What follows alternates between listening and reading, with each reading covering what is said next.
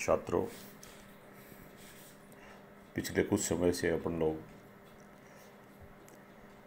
Income from salary, वेतन शीर्षक की आय की गणना का अध्ययन कर रहे हैं। इसमें आप लोगों ने कल मूल वेतन के संबंध में जानकारी प्राप्त करी और मूल वेतन की गणना कैसे करते हैं। वैसे आप लोगों को ये पता हो गया है कि वेतन में मूल वेतन के अलावा नियोक्ता द्वारा भुगतान की जाने वाली अन्य मदें भी शामिल की जाती हैं।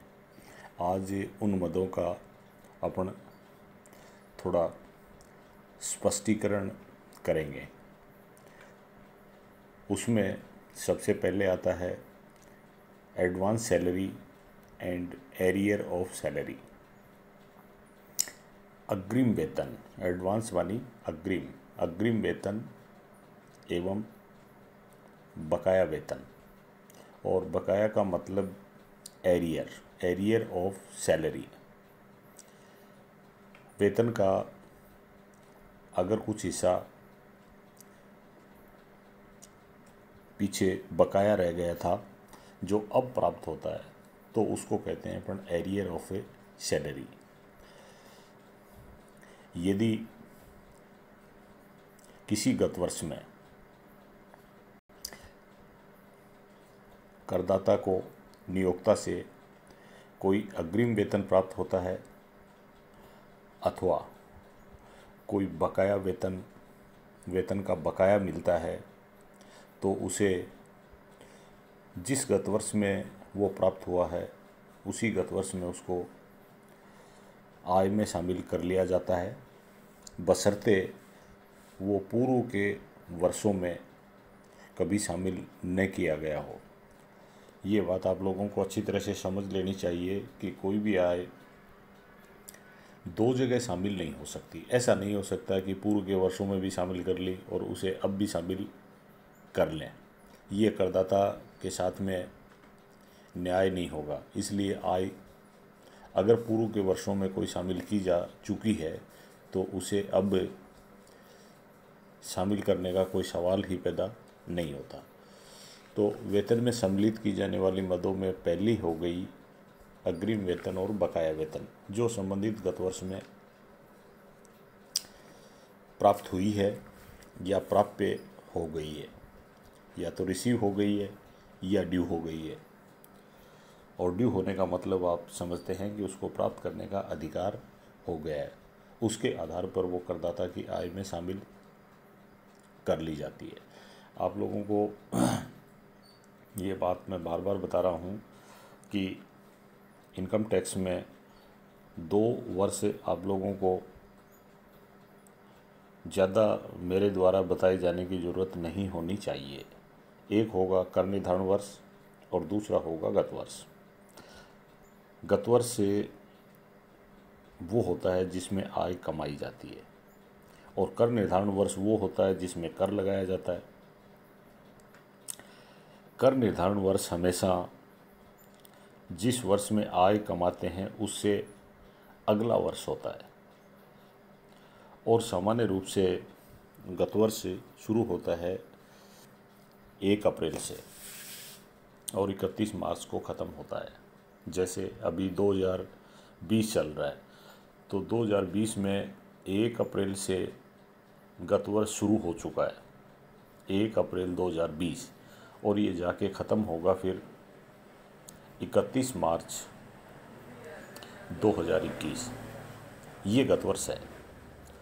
तो गत वर्ष में आय कमाई जाती है और उसके ऊपर फिर कर लगता है अगले कर निर्धारण वर्ष में।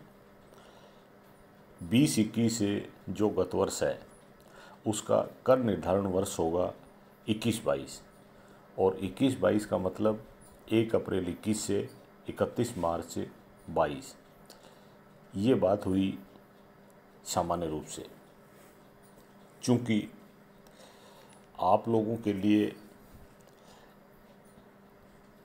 इनकम टैक्स का जो गत वर्ष है वो जो वर्तमान में चल रहा है 20-21 वाला वो नहीं होता है, क्योंकि उसमें एकदम करंट के रूल्स होते हैं जो आपकी बुक में उस समय तक नहीं आए हुए होते। तो इसलिए आप लोगों के लिए जो गत वर्ष होगा वो आप लोगों के लिए गत वर्ष है 19-20, और 19-20 शुरू हुआ 1 अप्रैल 19 से 31 मार्च 20। तो हमेशा आप लोगों के लिए इस पूरे वर्ष में जो गत वर्ष रहेगा वो है आप लोगों के लिए 19-20, और कर निर्धारण वर्ष रहेगा 20-21। तो ये बात आप लोगों को अच्छे से समझ लेनी है, जो आपके हमेशा काम में आनी है। तो वेतन के मदों का स्पष्टीकरण कर रहे थे अपन, जिसमें अपन ने देख लिया advance salary and arrear of salary, जो वेतन में शामिल करेंगे अपन। दूसरा आता है फीस या कमीशन। अगर नियोक्ता से किसी तरह की कर्मचारी को कोई फीस या कमीशन मिलता है कर्मचारी होने की वजह से, तो ऐसी फीस और कमीशन को वेतन शीर्षक की आय में शामिल करेंगे। लेकिन वेतन शीर्षक की आय में शामिल करने के लिए ये बात भी आप अच्छे से समझ लें कि वेतन शीर्षक की आय में वो आय ही शामिल होगी जिसमें आपको ये लगता है कि वहाँ नियोक्ता और कर्मचारी का संबंध होना आवश्यक है। अगर नियोक्ता और कर्मचारी का संबंध है तो फिर ऐसी स्थिति में नियोक्ता से प्राप्त राशि वेतन शीर्षक की आय में शामिल करेंगे। अगर वो कर्मचारी नहीं है और फिर कोई राशि मिलती है तो उसको वेतन शीर्षक की आय में शामिल नहीं करेंगे। जैसे कि कंपनी के डायरेक्टर होते हैं, संचालक होता है, और वो अगर कंपनी का कर्मचारी नहीं हो और ऐसी स्थिति में उस डायरेक्टर को, उस संचालक को कंपनी से अगर कोई फीस मिलती है जबकि वो कंपनी का कर्मचारी नहीं है, तो उसे उस आय को शामिल करेंगे अपन अन्य साधनों से आय शीर्षक के अंतर्गत, इनकम फ्रॉम अदर सोर्सेज। तो ये दूसरा हुआ, कोई फीस या कमीशन नियोक्ता से मिले। फिर उसके बाद में बोनस। बोनस को हिंदी और इंग्लिश दोनों में बोनस ही कहा जा रहा है, BONUS, बोनस। नियोक्ता द्वारा कर्मचारी को दे बोनस प्राप्ति के आधार पर दे होता है, और जिस गत वर्ष में कर्मचारी को मिलता है उसमें उसी गत वर्ष में इसको वेतन में शामिल करते हैं बोनस। सामान्य रूप से बोनस कोई ड्यू नहीं होता है, इसका सीधा ही नियोक्ता द्वारा भुगतान किया जाता है। तो जिस गत वर्ष में नियोक्ता ने इसको भुगतान कर दिया उसी गत वर्ष में ये कर्मचारी की वेतन शीर्षक की आय में शामिल हो जाएगा बोनस। बोनस के बाद में अगला आइटम आता है ग्रेच्युटी। ग्रेच्युटी, चूँकि आप लोगों ने अभी तक इस शब्द को सुना ही नहीं होगा। ग्रेच्युटी को हिंदी में अपन उपदान भी कहते हैं, ग्रेच्युटी। और ग्रेच्युटी की स्पेलिंग होती है GRATUITY, ग्रेच्युटी। और ग्रेच्युटी कर्मचारी को मिलती है जब वो सेवा से निवृत्त होता है, उस टाइम उसका भुगतान नियोक्ता के द्वारा किया जाता है।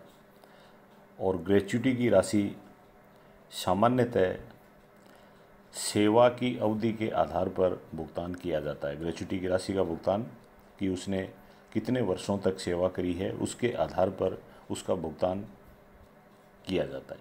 तो ग्रेच्युटी भी वेतन शीर्षक की आय में शामिल होती है। अभी आप लोगों को ये समझना है कि ग्रेच्युटी की राशि मिलती है कर्मचारी को जब वो सेवा से निवृत्त होता है या जब रिटायर होता है, तो ये वेतन में शामिल की जाती है। लेकिन अगर अपन बाद में चल के इसकी गणना करेंगे, अगर करमुक्त है ग्रेच्युटी की कितनी राशि करमुक्त हो सकती है, इसके संबंध में आगे डिटेल में नियम दिए हुए हैं। तो जितनी राशि करमुक्त होती है वो उसके वेतन की आय में शामिल नहीं करेंगे, बाकी को शामिल कर लिया जाएगा।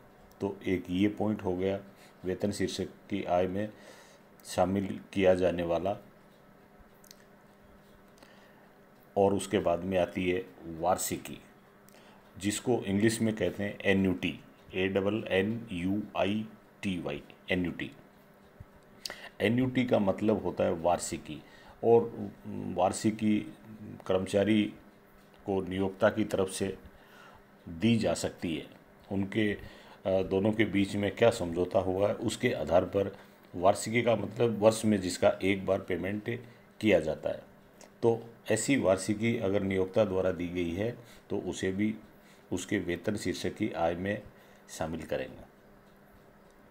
फिर उसके बाद में नेक्स्ट आता है धारा 80CC डी। ये है नई पेंशन योजना।